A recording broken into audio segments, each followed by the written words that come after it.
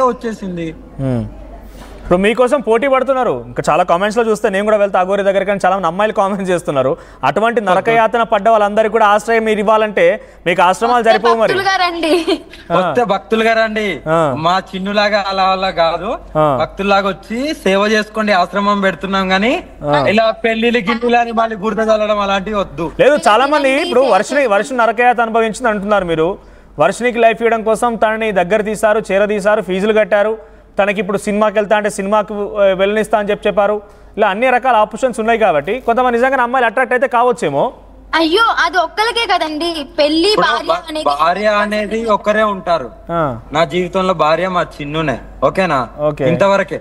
వాళ్ళు ఒకవేళ వస్తే ఆశ్రమం ఉంటది, ఆశ్రమంలో సేవ చేసుకుంటారు. సినిమాకి పోతా అంటే మా చిన్నుతో పాటు సినిమాకి కూడా వెళ్తారు. భక్తిలో ఉంటారు, అంతే. సేవ చేసుకుంటారు సమాజానికి, అంతే తప్ప. ఇప్పుడు వాళ్ళు కూడా మీ చిన్నులాగానే వచ్చి మాకు ఇలా నరకయాతన అనుభవించానమ్మా, నేను ఉండలేకపోతున్నానని చెప్పి తల్లిదండ్రుల నుంచి దూరంగా వచ్చేసి నేను ప్రేమిస్తున్నానంటే మీ సమాధానం ఏంటి? ప్రేమిస్తున్నా అంటే నేను దగ్గర కూడా రానియను. ఇప్పుడు చిన్న ఎలా దగ్గరకు వచ్చింది మరి మీ దగ్గరికి? ఆ రోజు అలాగే చెప్పాల్సింది చిన్నుకు కూడా. చిన్నుకు అలాగే చెప్పాను, కానీ ఇద్దరు మనుషులు కలిసిన తోడు ఉంటాం అనుకున్నాం జీవితాంతం. అర్థం చేసుకుని ఒక చోట కూర్చుని మాట్లాడుకుని ఈ డెసిషన్ అనేది తీసుకున్నాము. అలా అని చెప్పి అందరూ వస్తానంటే నేను ఎలా ఒప్పుకుంటాను? అది తప్పు, నేను కూడా రానియను. అంటే ఒకవేళ నిజంగా జరిగింది అనుకో వర్షని, ఇఫ్ సపోజ్ ఎవరు నిజంగా మిమ్మల్ని మించి ఒక ప్రేమికురాలు అఘోరికి దొరికితే నార్త్ ఇండియాలో, ఊరుగా నూరు పల్లె కాని పల్లె వెళ్ళిపోయారు ఇక్కడ నుంచి, ఒకవేళ వచ్చినా కూడా చంపేసి చచ్చిపోతా అంతే. ఎవరిని చంపేస్తారు? తక్కకూడదు. ఇంకా ఎవరిని చంపేస్తారు? అమ్మని చంపేసి నేను చచ్చిపోతా. తన దగ్గర శక్తులు ఉన్నాయని మీరే అన్నారు, మళ్ళీ పుట్టొచ్చు. యా, శక్తులు ఉన్నాయి అంటే అప్పుడు నిద్రపోతున్నప్పుడు వెళ్ళిపోయి ఒక బండ వేసి చంపేస్తాను. సో కంట్రోల్ చేస్తున్నట్టు మిమ్మల్ని. అహో, తనకు అనుమానం రాకుండా ఫస్ట్ అఘోరి కంట్రోల్ చేసే ప్రయత్నం చేస్తుంది. ఏంటిది? తనకి అనుమానం వస్తుంటే ఫస్ట్ కంట్రోల్ చేసే ప్రయత్నం చేస్తున్నారు. ఇప్పటి నుంచే కంట్రోల్లో ఉంచుతున్నారు అయితే భార్యని. ఎవరు? మీరే. కంట్రోల్ నానా? అస్సలు అలా ఏం లేదు. చాలా ఫ్రీగా ఏమున్నా సరే I have to open book, ఏదన్నా సరే షేర్ చేస్తాను. అలా ఏముండదు మా మధ్యలో. వర్షిని, మొన్నటి వరకు అంటే అఘోరిని మీరు చూసి కలిసి తర్వాత మీరు ఇంట్లో ఉండడం, అప్పటి వరకు ఉన్న అఘోరిలో పెళ్ళైన తర్వాత అఘోరిలో ఏమైనా మార్పు కనిపిస్తుందా? ఇక ఎక్కడ పోద్దిలే, నాతోనే ఉంటుందిలే, నా భార్య కదా అన్నట్టుగా తేలికపాటిగా తీసుకోవడమో, లైట్ తీసుకోవడం లాంటి జరిగిందా? అమ్మో, అస్సలు లేదు అలాగా. టైం టు టైం అంత ముందు ఎలాగైతే ఫోన్ చేసి తిన్నావా ఎలా అయితే అనుకున్నారు, ఇప్పుడు దగ్గర ఉన్నప్పుడు కూడా అంతే ప్రేమ చూపిస్తున్నారు. ఇంకా పెరిగింది కూడా. ఓకే, అలాగే తనలో ఒక సంతోషాన్ని చూస్తున్నాను. సో ఇప్పుడు మీకు ఫ్యామిలీ చాలా తగ్గింది. ప్రేమ తగ్గిందా? అస్సలు ప్రేమ తగ్గలే. ప్రేమ అఘోరికి మీకుంటే ఉండొచ్చు, ఎందుకంటే అందరిని వదిలేసి వెళ్ళారు కాబట్టి. ఇప్పుడు మీరు భర్తగా చెప్పబడుతున్న అఘోరికి ప్రేమ తగ్గిందా? భార్య అయిపోయింది లేదు. ఓకే, మీకోసం ఏదైనా చేసినాం కదా, ఇంకా పడి ఉంటదిలే, అలా కాదు. Just happiness. మేము పెళ్లి చేసుకున్నా చేసుకోకపోయినా చాలా హ్యాపీగా ఉండేవాళ్ళం. ఆ హ్యాపీనెస్ జీవితాంతం ఉండాలి.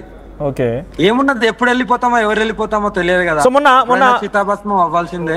హ్యాపీగా ఉండాలి. 4 రోజులు గడిపినా హ్యాపీగా గడిపేసి లోకాన్ని వదిలేసి వెళ్ళిపోతే చాలు. ఇంకా మొన్న మీరు ఇద్దరు మళ్ళీ తిరిగి కలిసిన తర్వాత ఆర్టీవీతో అందుబాటులోకి వచ్చి ఇంటర్వ్యూలో మాట్లాడుకొచ్చారు. దాంట్లో చాలా మంది పాపం వర్షిని ఒక్కదాన్నే పాటలు పాడించారు, కానీ తన ప్రేమ మాటల్ని చెప్పడానికి అఘోరి ఒక్క పాట కూడా పాడలేదు.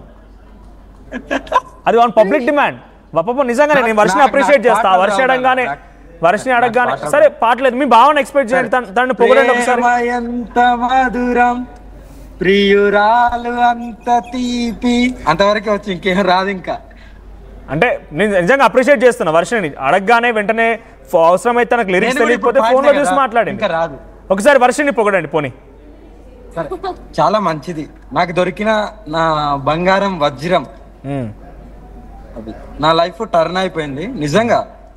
అంటే నేను ధర్మం గురించి, నా సాధన గురించి నాకు అదే తెలుసు. వేరే సభ్య సమాజం ఎలా మాట్లాడతారు, ఎలా ప్రవర్తిస్తారు అలాంటివి నాకు తెలియదు చిన్నప్పటి నుండి. కానీ నాకు అంతా తెలిసేలాగా చేసింది. నా లైఫ్ కు ఒక గోల్డెన్ అన్నట్టు, అంతే. నాకు జీవితంలో ఇంకా ఎప్పుడు ఇలాగే హ్యాపీగా ఉన్నాం చాలు. ప్రేమగా తనని చూసా మాట చెప్పండి. ప్రేమగా తనని చూసా మాట చెప్పండి. ఏంటి? ప్రేమగా తనని చూసా మాట చెప్పండి. Love you Chinnu. నువ్వు దొరకడం నా అదృష్టం, జీవితాంతం ఇలాగే కలిసి ఉందాం, ఎవరు ఏమనుకున్నా, ఎవరు ఎంతమంది బురద జల్లినా సరే నీకు నేను నాకు నువ్వు జీవితాంతం ఇలాగే ఉందాం. హరహర మహాదేవ్. హరహర మహాదేవ్. రైట్, సూపర్ అని పిలుస్తుంది. ఏంటి బావా అని పిలుస్తుందా? వర్షిని ఏమని పిలిచావమ్మా? సిగ్గు పడుతుంది. బావా అని పిలుస్తున్నావా?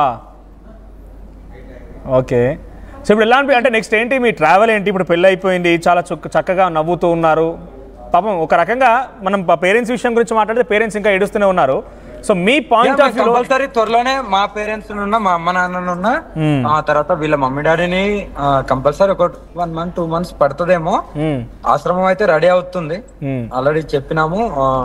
ల్యాండ్ కూడా చూశారు, రెడీ చేస్తున్నారు. ఓకే. కంపల్సరీ ఎటువంటి వాళ్ళ కాడ చోటు ఉంటుంది ఆశ్రమంలో? అంటే వర్షిని లాగా నరకయాతను అనుభవించిన వారందరూ కూడా అవకాశం కల్పిస్తారా మీ విశాలవంతమైనటువంటి మీ మనస్సులో, లేకపోతే మీ ఆశ్రమంలో? అన్ని కోణాల వాళ్ళు ఉంటారు నాన్న. అంటే భక్తులుగా వచ్చి సేవ చేసుకుంటాము, కష్టాల్లో ఉన్న వాళ్ళు అక్కడ ఉంటాము అంటే ఖచ్చితంగా కంపల్సరీ ఉండడానికి కూడా చోటు ఉంటది, హ్యాపీగా సేవ చేసుకోవచ్చు. వచ్చి పెళ్లి చేసుకుంటాం నన్ను కూడా పెళ్లి చేసుకోండి అనే వాళ్ళకి చోటు లేదు, అక్కడ చోటు లేదు. ఎవరైనా నిజంగానే ప్రేమికులు వర్షినిలాగా వాళ్ళ పేరెంట్స్ ఒప్పుకోలేదనో, లేకపోతే వాళ్ళ పేరెంట్స్ యాక్సెప్ట్ చేయలేదనో మీ దగ్గరికి వస్తే ఏం చేస్తారు? అలా కంపల్సరీ షెల్టర్ ఇస్తాము. అంటే మాకు లాగానే 2 నెలలు 3 నెలలు 1 సంవత్సరం అయినా కానీ వాళ్ళని అయితే ఒప్పించుకోమని చెప్తాం మీకు కూడా. అంటే మీరు అంత టైం వెయిట్ చేయలేదు కదా, మీకు లవ్ పుట్టిందే షార్ట్ టైం లో, వెంటనే పెళ్లి చేసుకున్నారు, మీరు ఇయర్స్ ఆఫ్ ఇయర్స్ ఆగలేదు కదా. ఏదున్నా అఘోరి అమ్మది చాలా స్పీడ్ ఉంటది. అవునా? చాలా ప్రణాళిక, వెయిటింగ్ ఆ స్పీడే వెయిటింగ్. ఆ స్పీడ్ కోసమే వర్షిని పడిపోయినట్టుంది బహుశా. ఏంటి వర్షిని ఆ స్పీడ్ తోనే చూసి పడిపోయావా? అలా ఏం లేదండి, స్పీడ్ చూసి ఏం పడిపోలేదు. ఓకే. సాధన ఎటు దాకా వచ్చింది? మీరు సాధన కూడా నేర్చుకుందాం అనుకున్నారు. టెంపుల్స్ అన్ని అయిపోయిన తర్వాత త్వరలోనే అయిపోతుంది మాది ఆశ్రమం. సో అక్కడ కూర్చున్నప్పటి నుంచి ఇంక సాధన నేర్చుకుంటా స్టార్ట్ చేస్తాను. ప్రెసెంట్ అయితే ఇప్పుడు మ్యారేజ్ అయింది కాబట్టి టెంపుల్స్ అన్ని దర్శనానికి వెళ్తున్నాం. ఓకే, నవవధులుగా వెళ్తున్నారు. సో అఘోరమ్మ, మీరు గతంలో కూడా నేను తెలుగు రాష్ట్రాల్లోనే ఉంటా, నేను పుట్టిన గడ్డకి న్యాయం చేయడం కోసం వచ్చినా, సేవ చేయడం కోసం వచ్చినా అన్నారు. మళ్ళీ మీరు ఆశ్రమం నార్త్ ఇండియాలో అంటున్నారు. పాపం ఇక్కడ మిమ్మల్ని నమ్ముకున్నవారో, మిమ్మల్ని అంతో ఇంతో పిలిచి వాళ్ళ ఇంట్లో భోజనం పెట్టిన వాళ్ళ పరిస్థితి ఏం కావాలి మరి? వాళ్ళందరూ ఇక్కడికి వస్తారు. ఏది వాళ్ళందరూ తీసుకొని పోతారా? ఇప్పుడు అంటే తెలంగాణ ఆంధ్రప్రదేశ్ భక్తులందరూ తీసుకొని నార్త్ ఇండియాకి వెళ్ళిపోతారా మీరు? వాళ్ళు రావచ్చు, ఇక్కడికి రావచ్చు అంటున్నా నేను. అంటే మీరు పుట్టిన గడ్డకి సేవ చేస్తా అన్నారు కదా, మరి వస్తుంటాను కదా నాన్న, వస్తూ నా వంతుగా నేను సేవ చేస్తూ ఉంటుపోతాను. చూద్దాం, దాన్ని బట్టి అప్పుడు ఆలోచిస్తే అక్కడ కూడా పెట్టొచ్చేమో, తెలియదు. ఓకే. ఇవన్నీ ఏం చేయాలన్నా కూడా కొంత డబ్బు అయితే ముఖ్యం. ఇవన్నీ ఏం చేయాలన్నా కూడా కొంత డబ్బులు అయితే కావాలి. భక్తులు ఎంతో మంది ఉన్నారు నాన్న, వాళ్ళు చేస్తారు చాలు, డబ్బుతో కూడుకోవన్నీ. ప్రేమ అభిమానం కూడా ఉంటది.